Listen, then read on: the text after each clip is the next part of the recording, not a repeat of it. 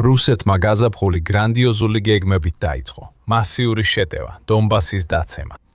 უკრაინა საბოლოოდ დაინგრეოდა რუსეთის ძალის წინაშე. ეს იყო კრემლის გზავნილი გაზაფხულის დაწყებისას.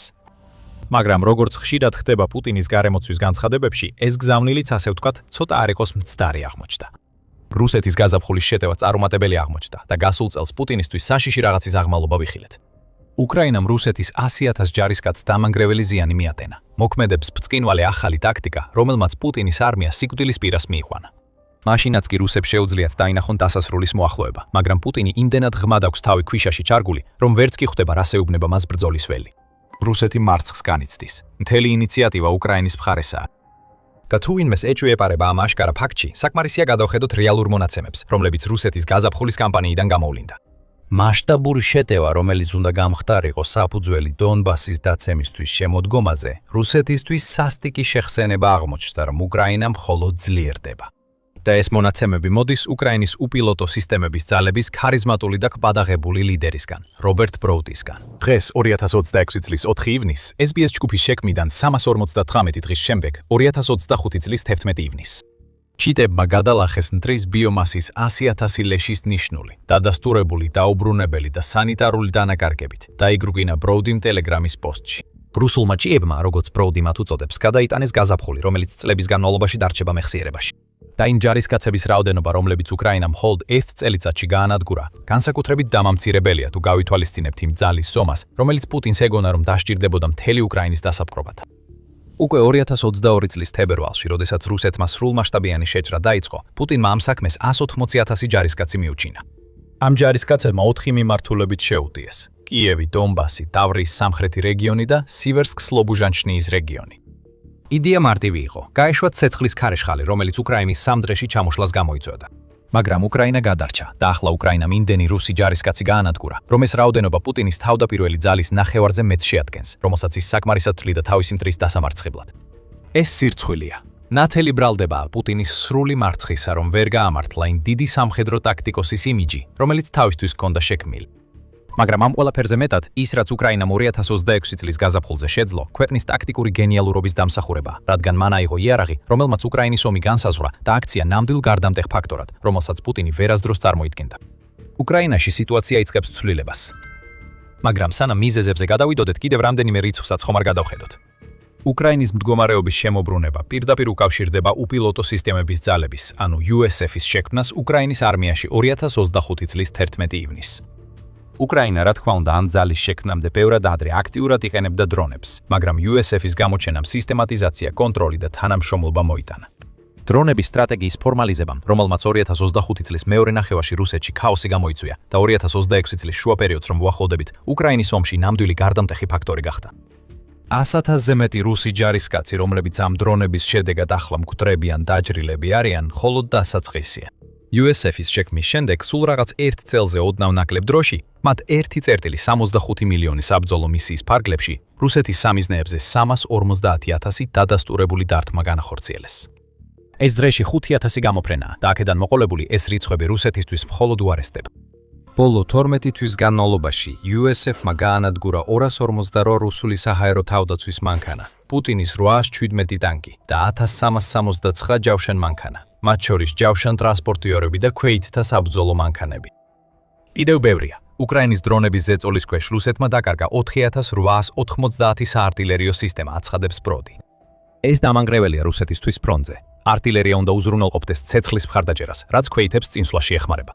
მაგრამ სწორედ რუსული არტილერია ცეცხლში და ამის შედეგად რუსი ჯარისკაცები მასობრივად იხუპებია. და ეს გრძელდება. 342 თვითმაორი საარტილერიო სისტემა, 13 თვითფრინავი და ვერტფრენი, 291 მრავალჯერადი გაშვების სარაკეტო სისტემა, განსაცვიფრებელი 26,430, ლოგისტიკური მანქანა და კიდევ უფრო მეტი სადაზვერვო და დარტყმითი დრონი. ყველა დაეცა უკრაინის უპილოტო სისტემების ძალების ძალის წინაშე, რადგან უკრაინის სისტემური მიდგომა დრონების ომში, რომელიც თავად გამოიგონა, პუტინის ქმედებებისთვის რუსეთს სასტიკად უსწორდება. შემდეგ დაუბრუნდეთ მსხვერპლს. ჯერ ეს გახსოვდეთ, ციფრები, რომლებიც გაგიზიარეთ, მხოლოდ უკრაინის უპილოტო სისტემების ძალებიდან მოდის.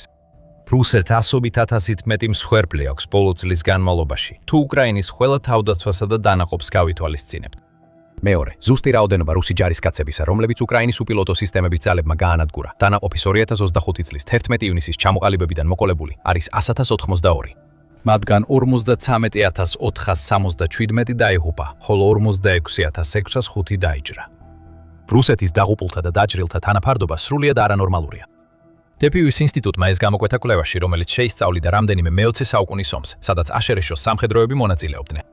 საერთო ჯამში დაჭრილთა და დაღუპულთა თანაფარდობა ყოველთვის დაჭრილების სასარგებლოდ იყო. პირველი მსოფლიო ომის დროს თითოეულ დაღუპულზე 3.83 მიასედი დაჭრილი მოდიოდა. მეორე მსოფლიო ომში თითოეულ დაღუპულზე 2.51 დაჭრილი მოდიოდა.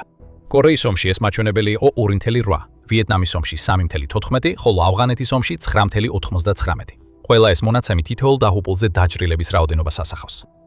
და მაინც რუსეთში დაღუპულთა რაოდენობა დაჭრილებზე მეტია. ეს კატასტროფულია. და ეს გვაჩვენებს, რომ უკრაინა უფრო ეფექტურ მკვლელ მანქანად იქცა, ვიდრე პუტინს ოდესმე წარმოედგინა, როდესაც მან 2022 წლის თებერვალში უკრაინის 3 დღეში განადგურების გეგმა წამოიწყო. უკრაინის უპილოტო სისტემების ძალების არც ერთი მონაცემი არ არის ვარაუდი. ყოველი ციფრი, რომელსაც ბროდი ასახელებს, უკრაინის დელტა სისტემიდან მოდის. ყველაფერი აღრიცხულია და გადამოწმებული. მტკიცებულებების სისტემაშია. უკრაინას მხოლოდ ციფრების შეკრება სჭირდება, რომ დაინახოს უპილოტო სისტემების ძალების 1 წლის ოპერაციებმა როგორი განადგურება მოუტანა რუსეთს. და მომდევნო 12 თვის განმავლობაში უპილოტო სისტემების ძალებს ახალი მიზანი აქვთ დასახული. 200,000 მსხვერპლი, ორჯერ მეტი ვიდრე მათ არსებობის პირველ წელს მიატენეს. მოდით დაუბრუნდეთ გაზაფხულის შეტევას. უპილოტო სისტემების ძალების საოცარი მაჩვენებლები კარგად ჯდება იმ სამთვიან პერიოდში, როდესაც რუსეთმა უზარმაზარი რაოდენობის ცოცხალი ძალა დაკარგა ძალიან მცირე სარგებლის სანაცვლოდ. United 24 მედიის მიხედვით რუსეთის გაზაფხული თითქმის 100,000 ჯარისკაცის ფასად დაუჯდა, რომელთაგან ბევრი უპილოტო სისტემების ძალების დრონებმა გაანეიტრალეს. მედიის ინფორმაციით მარტსა და აპრილს შორის ორ თვეში რუსეთმა მოახერხა უკრაინის დაახლოებით 300 კვადრატული კილომეტრის ოკუპაცია. თებერვალსა და მარტს შორის პერიოდში უკრაინამ გაათავისუფლა 400-დან 500-მდე კვადრატული კილომეტრი, რაც მიუთითებს, რომ ამჟამად ადგილზე სიტუაცია რუსეთისთვის ფაქტობრივად ჩიხშია. ამ შეფასებას ადასტურებს ომის კვლევის ინსტიტუტის ASW-ს მონაცემებიც. ის ამბობს, რომ უკრაინის ძალებმა ძირითადად შეაჩერეს გაზაფხულისა და ზაფხულის შეტევა, ხოლო აპრილსა და მაისში რუსეთმა ტერიტორიის წმინდა დანაკარგი განიცადა. თუ არ ჩავთვლით იმ შემღწევ დანაყოფებს, რომლებიც მოქმედებენ ნაცრისფერ ზონებში, რომელსაც არც ერთი მხარე არ აკონტროლებს. აპრილში რუსეთმა 116.1 კვადრატული კილომეტრის წმინდა დანაკარგი განიცადა, იუწრება ASW. მაისი რუსეთისთვის კიდევ უფრო უარესი იყო. დაახლოებით 281.10 კვადრატული კილომეტრის წმინდა დანაკარგი მიუთითებს იმ მინიმუმზე, რაც რუსეთს არ ქონია 2023 წლის ზაფხულის უკრაინის მასშტაბური საპასუხო კონტრშეტევის შემდეგ. შეიძლება რომ სიტყვა სტაგნაცია არასწორად იყოს გამოყენებული. რუსეთი აქტიურად კარგავს ტერიტორიებს უკრაინასთან. გაზაფხული რუსეთისთვის წარუმატებელი აღმოჩნდა. ზაფხულიც ბევრად უკეთესი არ იქნება, განსაკუთრებით მაშინ, როცა უკრაინის უპილოტო სისტემების ძალები გააძლიერებენ დათმობს. თუ უკრაინის უპილოტო სისტემების ძალები შეძლებენ მიაღწიონ იმ თიურ მაჩვენებლებს, რაც მათ საშუალებას მისცემს მომდევნო 12 თვეში 200,000 მსხვერპლი გამოაცხადონ, მაშინ რუსული არმია, რომელიც უკვე სიკვდილის პირასაა, საბოლოოდ დაემახება. ბოლო დროის ცნობები მიუთითებს, რომ რუსეთის შორმანძილზე განხორციელებული იერიშები უკრაინის სამოქალაქო მოსახლეობაზე გაძლიერდა, პარალელურად პუტინის ძალების მარცხთან ადგილზე. ეს თითქოს უნდა იყოს რუსეთის საჰაერო ძალის დემონსტრაცია. ასე არ არის. ის, რასაც ვხედავთ ამ გაძლიერებული იერიშებში უკრაინის დასახლებულ ცენტრებზე, არის უკვე ჩამოშლილი რუსული შეტევის ბოლო ამოსუნთქვა. რუსეთი ისეთ რაღაცებს აკეთებს, როგორიცაა 1500 დრონის გაგზავნა კიევში და მის მიმდებარე ტერიტორიებზე ერთ დღეში, რადგან სასუწარკვეთილია. დრონების დიდი რაოდენობა ქმნის შთაბეჭდილებას, თითქოს რუსეთს აქვს ინიციატივა ბრძოლის ველზე. უკრაინის უპილოტო სისტემების ძალების მონაცემები აჩვენებს, რომ ასე არ არის. მაგრამ უფრო მეტიც, ისინი მიუთითებენ უკრაინის სტრატეგიის ევოლუციაზე, რომელსაც რუსეთი ვერ უმკლავდება. ამ ევოლუციამ მთლიანად შეცვალა უკრაინის ომი, მაგრამ სანამ ამაზე გადავიდოდეთ, მცირე შენიშვნა. ეს არის სამხედრო შოუ. თუ არხისგან სარგებელს იღებთ, ახლა იდეალური დროა გამოიწეროთ, რომ არც ერთი ჩვენი ვიდეო არ გამოგრჩეთ. მაშ, უკრაინამ ტაქტიკა განავითარა. რა არის ეს ტაქტიკა? ადრე ვთქვით, რომ დრონებს წრების განმავლობაში მნიშვნელოვანი როლი ჰქონდათ უკრაინის სტრატეგიაში. მაგრამ ის, რასაც უკრაინის უპილოტო სისტემების ძალების მონაცემები გვიჩვენებს, არის ის, რომ ადრე უკრაინული დანაყოფები დრონებით რუსეთს კოორდინაციის გარეშე ურტყამდნენ. ახლა კი ეს გადაიქცა სისტემურ კამპანიად, რომელსაც ხელმძღვანელობს უკრაინის უპილოტო სისტემების ძალები და რომელმაც რობოტიკის ძალა ბრძოლის ველზე მოიტანა. უკრაინაში ვითარება იცვლება, რადგან ის რობოტების არმია, რომლის შექმნასაც ქვეყანა წლებია ანდომებს, ახლა უფრო დიდი და ორგანიზებულია ვიდრე ოდესმე. უკრაინა ახლა სამხედრო დრონების ტექნოლოგიაში მსოფლიო ლიდერია. ობზერვერის ინფორმაციით, ქვეყანა ყოველწლიურად მინიმუმ 4 მილიონ დრონს აწარმოებს. ეს რიცხვი კიდევ გაიზრდება. იანვარში ევრომაიდან პრესმა გაავრცელა ინფორმაცია, რომ უკრაინა 2026 წელს 7 მილიონი დრონის წარმოებას გეგმავს.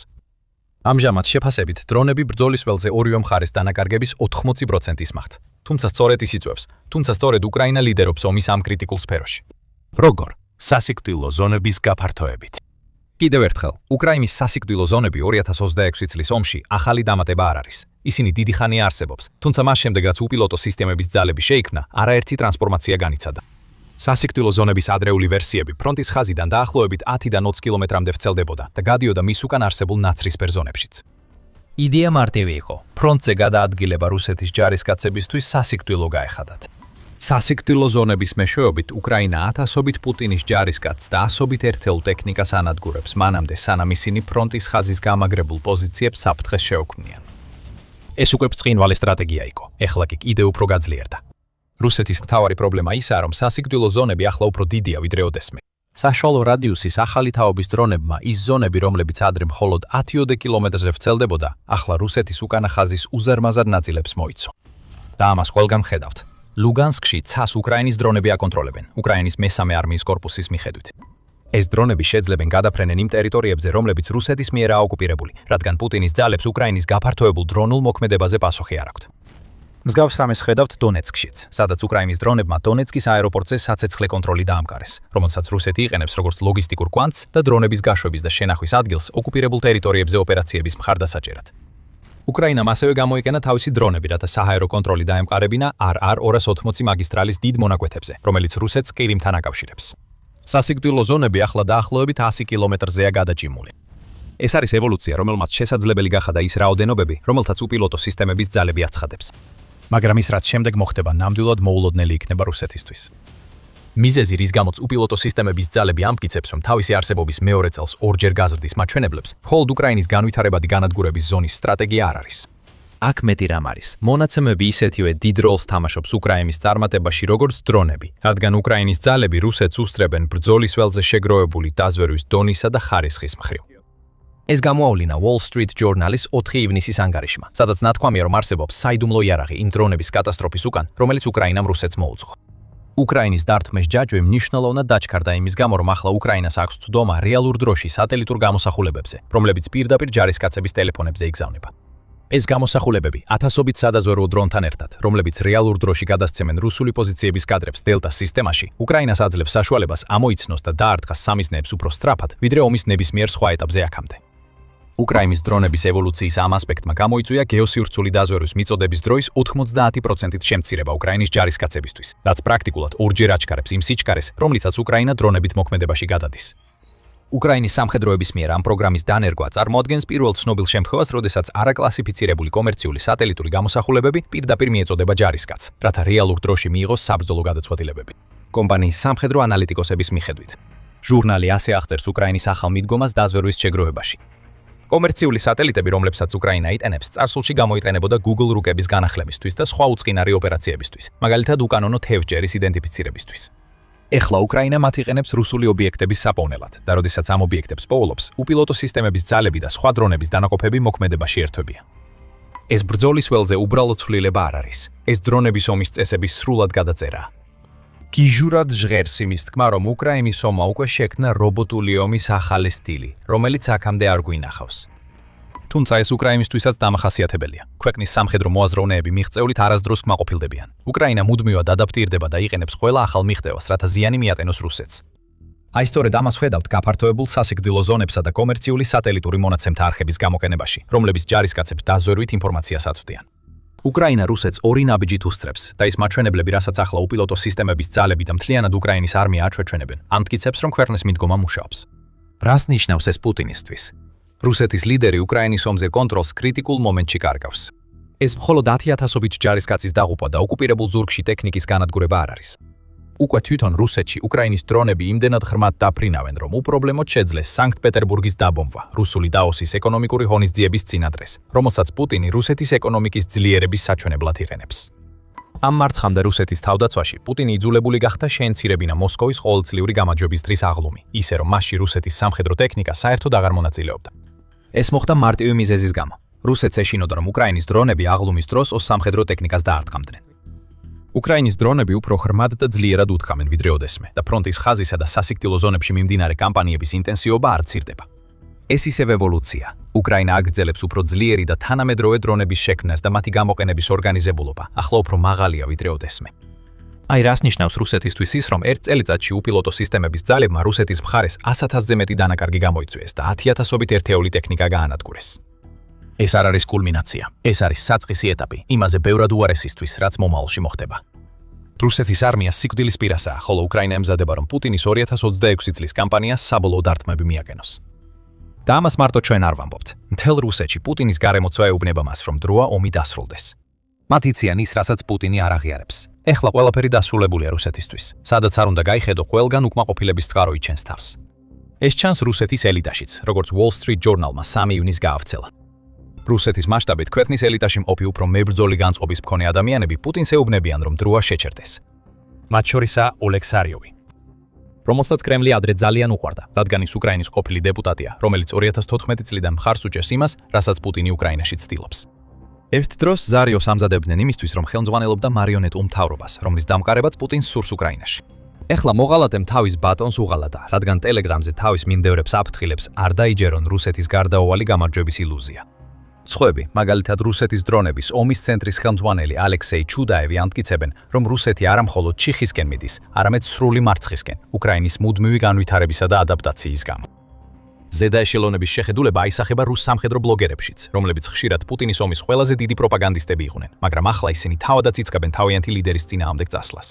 ზარიოვი მხოლოდ დასაწყისია. კრემლის მხარდამჭერმა იურისტმა და სამხედრო ბლოგერმა ილია რემეზლომ საჯაროდ განაცხადა, რომ აღარ უჭერს მხარს პუტინს. ჩამოთვალა 5 მიზეზი თავისი პოზიციის შეცვლისთვის და იმდენად შორს წავიდა, რომ განაცხადა პუტინი არალეგიტიმური პრეზიდენტია და მას უნდა წაუყენონ ბრალი ომის დანაშაულებისთვის. ვირთხები როგორც წესი ტოვებენ ჩაძირვის პირას მყოფ გემს. ეს არის ის, რასაც ახლა რუსეთში ვხედავთ. ისინი, ვინც პუტინის შეჭრის პირველ დღეებში გამდიდრდნენ, ახლა ყველაფერს აკეთებენ, რომ მსოფლიოს აუწყონ, აღარ უჭერენ მხარს თავიანთ ლიდერს. ეს თვითგადარჩენაა და ბევრ შემთხვევაში სავალოდაც კი გამოიყურება. მაგრამ ეს არ ცვლის იმ რეალობას, რომელსაც ახლა პუტინი აცხდება, ანუ იმას, რომ მის გარდა ყველა მიცის, საითაც ქარი უბერავს. რუსი ხალხიც კი, რომლებიც კრემლის პროპაგანდით სიგიჟემდე არიან დაბომბილები, პუტინს ეუბნებიან, რომ დროა შეჩერდეს. TVP World-ის მიხედვით, რუსეთის არასამთავრობო ლევადას კვლევითი ცენტრის მიერ თებერვალში ჩატარებულმა გამოკითხვამ აჩვენა, რომ მხოლოდ 24% სურს ომის გაგრძელება. გამოკითხულთა 77%-მა განაცხადა, რომ ახლა შესაფერისი დროა, რომ რუსეთი მშვიდობის მოლაპარაკებებისკენ წავიდეს. და ეს ყველაფერი თებერვალში იყო. რუსეთში ანტისაომარი განწყობა მხოლოდ იზრდება, რადგან უფრო მეტი დრონი ესხმის თავს რუსეთის ტერიტორიას და ისეთი მონაცემები, როგორიც უპილოტო სისტემების ძალებმა გაავრცელეს, საჯარო ხდება. პუტინი ომს არ დაასრულებს. მან უკვე უარყო ზელენსკის ბოლო მოწოდებები მშვიდობის მოლაპარაკებებზე. ამტკიცებს, რომ ამას აზრი არ აქვს, რადგან ცდილობს წარმოაჩინოს, თითქოს უკრაინის პრეზიდენტს მშვიდობა სერიოზულად არ უნდა. ეს ტყუილია. რაც პუტინს სურს თქვას არის ის, რომ იცის, რუსეთს აღარ დარჩა ბერკეტები. გავლენა დაკარგულია. ნებისმიერი მშვიდობა, რომელიც მოლაპარაკებებიდან შეიძლება მიღწეულ იქნას, არ მოუტანს პუტინს იმას, რაც მას სურდა, რაც ნიშნავს, რომ მისი მთელი შეჭრა ისტორიაში შევა, როგორც რუსების სიცოცხლის კატასტროფული გაფლანგვა. პუტინს არ უნდა რომ ეს იყოს მისი მემკვიდრეობა, ამიტომ აიძულებს ბრძოლას გაგრძელდეს. მაშინაც კი როცა რუსული არმიის სიკვდილის ზარი მთელ მის ქვეყანაში ისმის. პუტინი ვერ გაექცევა თავის მემკვიდრეობას. ეხლა ერთადერთი რაზეც მას შეუძლია იმედი ჰქონდეს არის ის, რომ მანამდე მოხდეს, სანამ ისტორიის წიგნებში ჩაიწერება როგორც მარცხის სიმბოლო, რაც თავადაც კარგად იცის. როცა უკვე რუსებიც ეუბნებიან, რომ დროა შეჩერდეს, პუტინმა უნდა იცოდეს, რომ ყველაფერი დასრულებულია. და ჩვენ ხედავთ, რომ სიტუაცია ყველგან უკრაინაში იცვლება, განსაკუთრებით ლუგანსკში. ჩვენ ადრე ვახსენეთ, რომ ახლა უკრაინა აკონტროლებს ცას იმ ტერიტორიაზე, რომელიც რუსეთმა ომის დაწყებიდან დაიკავა. გაიგეთ, როგორ მოახერხა ეს უკრაინამ და რას ნიშნავს ეს ყველაფერი რუსეთისთვის. ჩვენი ვიდეოს ხურებით. თუ მოგეწონათ ეს ვიდეო, არ დაგავიწყდეთ გამოიწეროთ The Military Show, რადგან ჩვენ ვაჩვენებთ იმ რუსული იმპერიის დაშლას, რომლის აშენებაც პუტინმა ვერ შეძლო. და როგორც ყოველთვის, მადლობას გიხდით ყურებისთვის.